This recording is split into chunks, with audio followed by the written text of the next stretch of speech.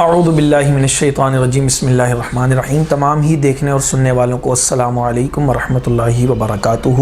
آج جو ہم آپ کے لیے عنوان لے کر آئے ہیں وہ ہے تراویح کے مسائل، کہ یہ نماز کیسی نماز ہے، یہ سنت ہے، واجب ہے، فرض ہے، اور اس کا تعلق صرف مردوں کے ساتھ ہے یا عورتوں کے ساتھ بھی خاص ہے، یا اس کے اندر جماعت ہونی چاہیے یا نہیں ہونی چاہیے۔ اسی حوالے سے آج ہم انشاءاللہ گفتگو کریں گے۔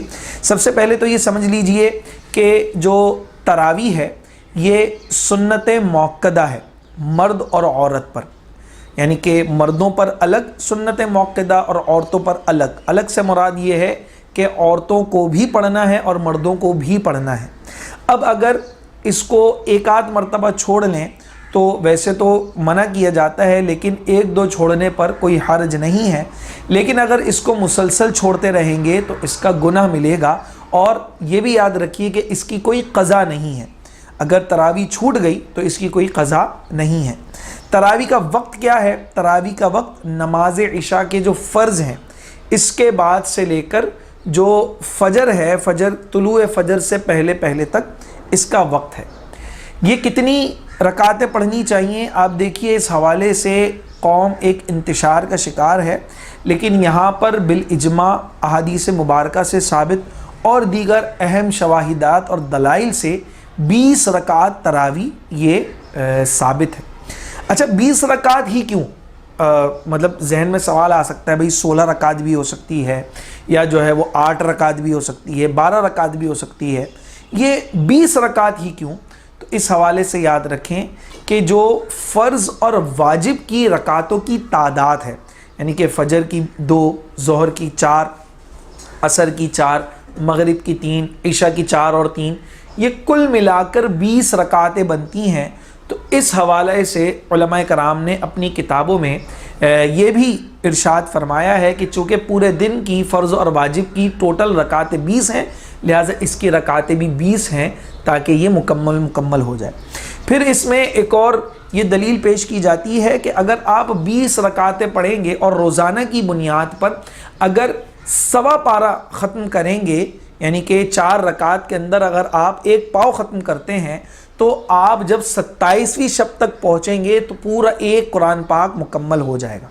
تو اس لحاظ سے بھی اگر آپ دیکھتے ہیں تو 20 رکعتیں ہی تراویح بنتی ہے۔ پھر یہاں پر تراویح کے اندر جو قرآن ختم کرنا ہے یہ ایک الگ سنت ہے۔ اب دیکھیں اس میں 3 الگ سنتیں ہیں۔ ایک نماز تراویح خود سنت ہے، سنت موقدہ۔ اس کی جو جماعت ہے یہ سنت کفایہ ہے، یعنی کہ اگر محلے میں کسی نے نہیں پڑھی تو سب کے سب گناہگار ہوں گے، لیکن اگر ایک بھی شخص نے مسجد کے اندر پڑھ لی تو سب کے اوپر سے اس کا جو معاملہ ہے وہ ختم ہو جائے گا۔ تو یہ دوسری سنت ہو گئی، یعنی کہ نماز تراویح پڑھنا یہ ایک سنت ہو گئی۔ پھر اس کے بعد نماز تراویح جماعت کے ساتھ پڑھنا یہ الگ سنت ہے، اور پھر نماز تراویح کے اندر قرآن مکمل کرنا یہ تیسری سنت ہے۔ بحمدہ تعالی ہمارے یہاں پر پاکستان میں، ہندوستان کے اندر لوگ جو ہے وہ اس کو اسی طریقے سے پڑھتے ہیں الحمدللہ، اور یہ تینوں سنتوں پر عمل کرتے ہیں۔ تو یہ ایک چیز معلوم ہو گئی کہ ہم نے قرآن بھی ختم کرنا ہے، اس کے اندر 20 رکعتیں بھی پڑھنی ہیں، اور جو ہے وہ اس کو ہم نے پڑھنا بھی ہے، جماعت کے ساتھ بھی پڑھنا ہے۔ اچھا اب آئی عورتوں کی بات، تو اب عورتیں کیا کریں؟ ہر عورت تو حافظہ نہیں ہے، یا ہر عورت تو مسجد میں نہیں جا سکتی، یا ہر مسجد کے اندر عورتوں کا انتظام تو نہیں ہوتا۔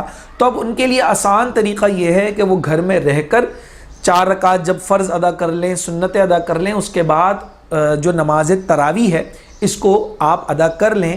آپ چاہے تو سورہ فیل سے لے کر سورہ ناس تک، یہ جو آخر کی 10 صورتیں ہیں سورہ فاتحہ کے بعد، اس کو پڑھ لیں، یا پھر آپ سورہ اخلاص ہر رکعت کے اندر پڑھ لیں، یا پھر جو ہے وہ جہاں سے آپ کو قرآن یاد ہو الگ الگ جگہوں سے آپ اس کو پڑھ لیں۔ تو عورتوں کو بھی گھر میں رہ کر اس کو پڑھنا سنت ہے، سنت موقدہ ہے، چھوڑیں گے تو بار بار چھوڑیں گے تو اس کا گناہ بھی ملے گا۔ پھر اس کے بعد اس کو پڑھنے کا طریقہ یہ ہے کہ اس کو آپ نے 20 رکعتیں 10 سلاموں کے ساتھ 2 رکعت سے پڑھنی ہے، یعنی ہر 2 رکعت کے بعد آپ اس پر سلام پھیریں گے اور پھر اگلی 2 رکعتیں پڑھیں گے۔ اس میں نیت کا معاملہ یہ ہے کہ آپ چاہیں تو 20 رکعت کی ایک ساتھ جو ہے وہ نیت کر لیں یا پھر ہر 2 رکعت کی الگ الگ نیت کریں جس طرح آپ کو آسانی ہو۔ ویسے نیت دل کے ارادے کا نام ہے، آپ نے دل میں ارادہ کر لیا تو بس وہ آپ نے اس کو پڑھ لینا ہے۔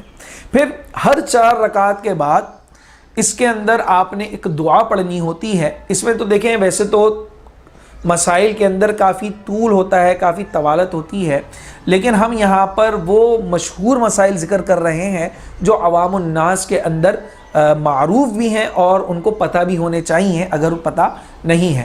تو ہر 4 رکعت کے بعد آپ نے ایک دعا پڑھنی ہوتی ہے، وہ دعا ہے سبحان ذی الملکی والملکوتی سبحان ذی العزتی والعظمتی والہیبتی والقدرتی والکبریاء والجبروت سبحان الملک الحی الذی لا ینام ولا یموت سبوح قدوس ربنا ورب الملائکۃ والروح۔ یہ آپ نے دعا ادا کرنی ہوتی ہے، انشاءاللہ آپ کو ہماری اسکرین پر بھی یہ مل جائے گی۔ تو اس دعا کو آپ نے 4 رکعت کے بعد پڑھنا ہے۔ اگر پڑھنا بھول بھی گئے تو اس میں کوئی مضائقہ نہیں ہے، کوئی مسئلے والی بات نہیں ہے۔ لوگ پریشان ہو جاتے ہیں کہ شاید ہماری تراویح ہی ادا نہیں ہوئی، ایسا نہیں ہے، تراویح آپ کی اسی طرح ادا ہوگی۔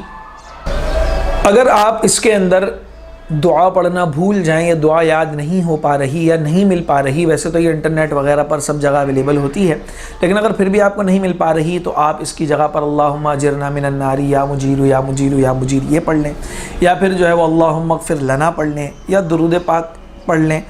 یعنی کہ 4 رکعت کے بعد آپ کو کچھ دیر بیٹھنا یہ مستحب ہے، یہ افضل ہے آپ کے لیے۔ تو کوشش یہ کیجئے کہ ویسے تو یہ دعا یاد ہو جائے، یاد نہیں ہوتی تو دیکھ کر پڑھ لیں، دیکھ کر بھی نہیں مل پا رہی یا نہیں پڑھ پا رہے تو یہ جو دعائیں میں نے آپ کو بتائی ہیں درود پاک یا اللہم اجرنا من النار یا پھر جو ہے وہ اللہم اغفر لنا یا 5واں کلمہ یا 3را کلمہ جو آپ سے یعنی کہ اس کے اندر ذکر و اذکار ہو سکتے ہیں وہ آپ اس میں ادا کر سکتے ہیں، لیکن افضل اور اعلیٰ یہی ہے کہ آپ یہ تراویح کی دعا ہی پڑھیں۔ اور جو نماز کے اندر آپ نے شرائط کا اور فرائض کا خیال رکھنا ہے وہ تو آپ نے اسی طرح رکھنا ہے۔ تو یہ نماز تراویح کا ایک سلسلہ ہے جو آپ نے اس کو ادا کرنا ہے۔ یقیناً آپ کو اس میں ساری جو چیزیں ہیں وہ سمجھ میں آ گئی ہوں گی کہ آپ نے نماز تراویح کو کس طرح پڑھنا ہے، کس وقت میں پڑھنا ہے۔ اچھا آپ یوں بھی کر سکتے ہیں کہ آپ جو ہے وہ 4 فرض اور پوری نماز پڑھ لیں اپنی عشاء کی اور اس کے بعد آپ تراویح پڑھیں، ایسا بھی کر سکتے ہیں۔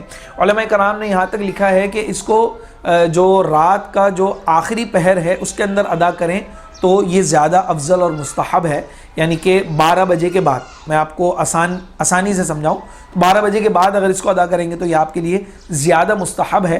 لیکن اگر آپ اس کو اس وقت میں بھی ادا کر لیتے ہیں کہ جس طرح ہم عام مساجد کے اندر پڑھتے ہیں اس طرح بھی یہ ادا ہو جائے گی۔ تو یہ تراویح اس طرح سے پڑھنی ہے۔ پھر یہ مرد اور عورت دونوں پر سنت ہے، اور عورتوں کو پڑھنے کا میں نے آپ کو طریقہ بتا دیا۔ اگر کوئی حافظہ عورت ہے تو وہ تو کوشش یہ کرے کہ وہ پوری مکمل جو اس کے اندر قرآن ختم کیا جاتا ہے وہ کرے۔ ہاں البتہ اگر کوئی نہیں ہے تو اس کے لیے یہ چھوٹ باقی ہے۔ اور پھر یہ بھی یاد رکھیں کہ اگر کوئی شخص قرآن مکمل کر لے نماز تراویح میں تو نماز تراویح ختم نہیں ہوگی، یعنی کہ آپ نے پہلی رمضان سے لے کر 30 رمضان یا 29 رمضان جتنے بھی روزے ہوتے ہیں ان سب میں عشاء کے بعد یہ نماز ادا کرنی ہے۔ ایسا نہیں ہو سکتا کہ آپ 5 روزہ 10 روزہ 15 روزہ 20 روزہ تراویح ادا کر لیں اور بولیں کہ بھائی قرآن ختم ہو گیا اب جو ہے وہ میں اپنے کاموں میں مصروف ہو جاتا ہوں۔ تو یاد رکھیے گا کہ تراویح میں قرآن ختم کرنا یہ ضروری نہیں ہے، تراویح پوری پڑھنا ضروری ہے، لہٰذا اس کا خیال رکھتے ہوئے آپ اس کو پورا کریں۔ یقیناً آپ کو یہ سارے مسائل سمجھ میں آ گئے ہوں گے۔ وآخر دعوانا ان الحمد للہ رب العالمین۔